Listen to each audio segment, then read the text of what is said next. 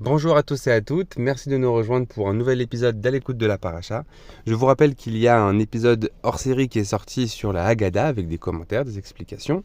Il y en aura encore deux et vous pouvez trouver ces commentaires-là sur YouTube ou sur Spotify comme d'habitude. Cette semaine, Parachat Shemini, livre 3, épisode 3, c'est parti.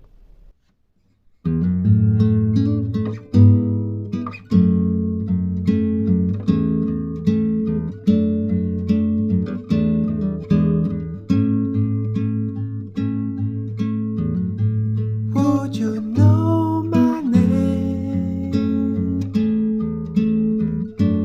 if I saw you in heaven? Would it be the same if I saw you in heaven? La musique que nous venons d'écouter s'appelle Tears in Heaven. C'est une musique qui a été composée et jouée par Eric Clapton et peut-être l'avez-vous senti, cette musique est très triste. Et en fait l'histoire qu'il y a derrière cette musique c'est la suivante. Eric Clapton a perdu son fils très jeune, à l'âge de 4 ans, à la suite d'un accident domestique et il a composé cette chanson pour lui. Et on va parler d'un sujet qui se rapporte à ça cette semaine parce que dans Parachat Shemini, eh bien, la paracha s'ouvre en fait par un épisode grandiose.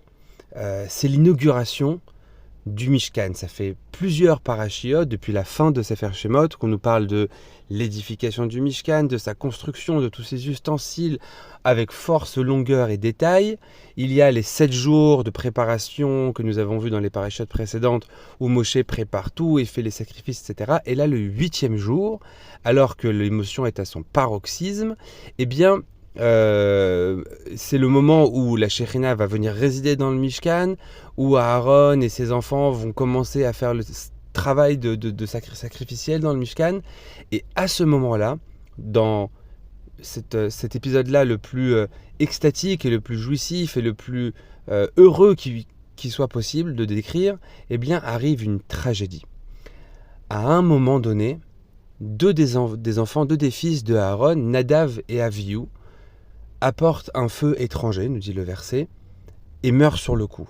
Hachem envoie un feu du ciel et Nadav et Avihu meurent.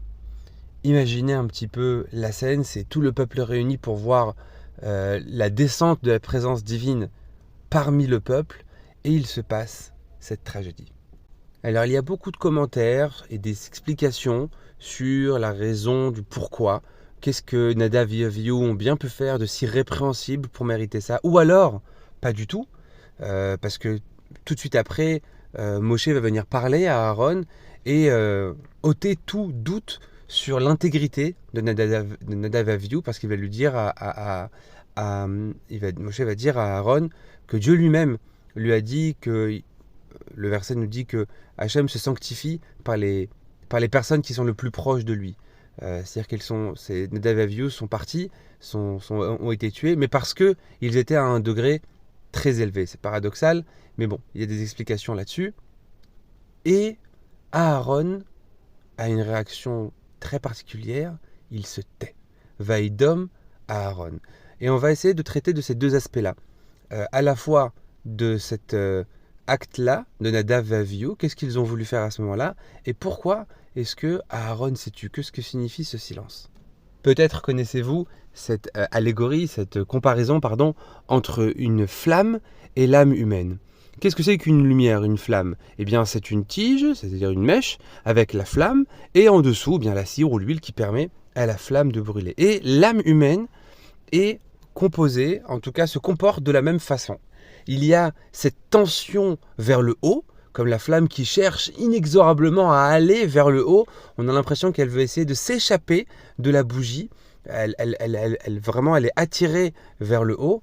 Et en même temps, elle est complètement accrochée à cette mèche-là et à cette huile-là qui lui permettent de briller. Et elle est tirée vers le bas par cette matière-là qui lui permet d'exister. Eh bien, l'âme humaine, c'est un peu la même chose. Il y a cette tension de vouloir se rapprocher de Dieu, de vouloir s'élever dans les mondes spirituels, de vouloir toujours atteindre des niveaux extatiques et des niveaux de transcendance. Et il y a aussi cette volonté de l'âme de descendre, d'être attaché à la matérialité, d'être connecté à notre monde, à notre existence, à ce qui nous entoure, à notre environnement. Et quelque part, c'est cette tension-là justement entre vers le haut et vers le bas qui permet de créer cette lumière, qui permet de propager la lumière divine autour de nous. Nous avons besoin des deux, de ces aspirations très élevées, mais aussi de faire redescendre cette spiritualité-là dans un vécu. Et une des explications est de dire la chose suivante: Nadav et Avihu ont voulu dépasser ce stade-là et se sont élevés en réalité de manière tellement incroyable, et bien que leur âme, tout simplement, s'est détachée de cette matérialité-là. Et on dit qu'ils sont morts par un feu divin. En réalité, c'est ce baiser divin qui est la mort des justes. On dit qu'il y a différentes façons que Hachem vient, enfin c'est pas Hachem, c'est Malach HaMavet qui vient, mais là pour le coup c'était Hachem qui vient prendre l'âme. Et bien en fait là, l'âme s'est tellement élevée, qu'elle s'est tellement rapprochée d'Hachem qu'elle est juste retournée à sa source de manière quasiment mécanique en réalité. Et c'est ce que le verset qualifie de Esh Zara, un feu étranger, un feu qui est étrange. C'est pas ce que Hachem nous demande. L'homme n'a pas été créé pour se séparer de la matière ou pour vivre dans une totale situation, total état d'extase, de béatitude. Nous devons toujours faire dialoguer le spirituel avec le matériel. C'est la raison pour laquelle nous sommes constitués d'une neshama et d'un corps. Nous ne pouvons pas dissocier l'un de l'autre. L'un sert l'autre. Nous allons maintenant aborder la deuxième question que nous avons posée au début, ce silence d'Aaron. Alors peut-être l'avez-vous pressenti, il y a une forte similitude entre ce qui se passe dans notre paracha de la semaine et ce qui s'est passé le 7 octobre.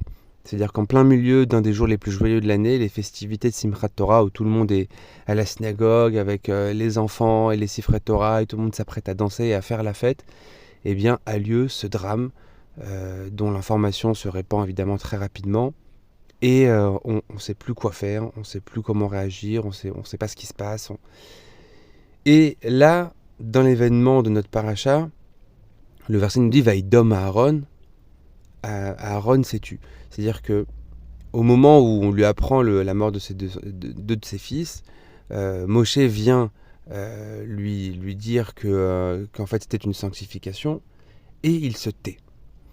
Alors les commentaires, je crois que c'est le Ramban qui nous dit qu'en fait il était en train de pleurer et que là, cette phrase-là l'a fait arrêter de pleurer. Il y a différentes explications.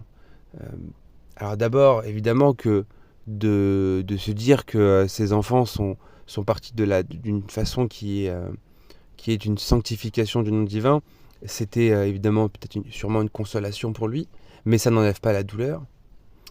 Et également, à travers le silence, à travers aussi les non-dits, pas les non-dits, mais vraiment la retenue, l'acceptation de ce qui nous dépasse aussi, des choses auxquelles on peut parfois ne pas avoir de réponse.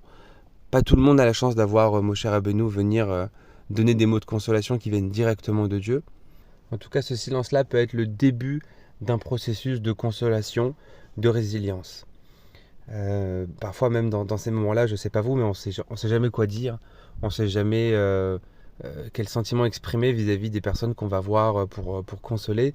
Et parfois, c'est le silence qui est la meilleure parole, parce que ça va être un regard, ça va être une embrassade, ça va être simplement une compassion silencieuse. Il y a un deuxième verset dans notre passage qui dit la chose suivante. Moshe en fait s'adresse à Aaron et lui dit « Tu sais, tu n'es pas tout seul. Tout le peuple pleure la disparition de Nadav et Avihu. Il n'y a pas qu'une histoire personnelle qui te concerne uniquement toi et ta famille, mais vous avez des frères, vous avez un peuple, vous faites partie d'une plus grande famille qui est le Ham Israël. Et tous ensemble, nous sommes avec vous et nous pleurons la disparition de tes fils. » Et il y a un monsieur qui a perdu son fils lors de la guerre et qui a exactement cette lecture-là. Il dialogue avec la rabbinite Sivan Rahav Meir et il lui dit « Cette année, je comprends pourquoi est-ce que Aaron a d'abord pleuré et ensuite s'est tu. Alors peut-être effectivement de savoir que ces enfants sont partis pour des raisons très élevées a été une forme de consolation, mais néanmoins, il comprend aussi que c'est le fait que sa douleur ait été partagée par le plus grand nombre qui a permis de calmer, d'adoucir un petit peu cette douleur-là. Le fait de savoir qu'il n'était pas tout seul et que d'autres partageaient sa douleur. Un peu comme lorsqu'on va visiter un malade et qu'on dit qu'on enlève 1/60e de sa maladie, et bien là c'est un peu la même chose. Le fait d'avoir un élan national et un mouvement de soutien et le fait que chacun partage un petit peu et prenne sur soi un petit peu de cette douleur-là, eh bien ça a été une consolation en tout cas pour certains. Voilà, que cette Vartora soit pour l'élévation de l'âme de tous ceux qui sont partis, pour la réfoua shlema de tous ceux qui sont encore dans la détresse et pour la libération des otages. Shabbat Shalom.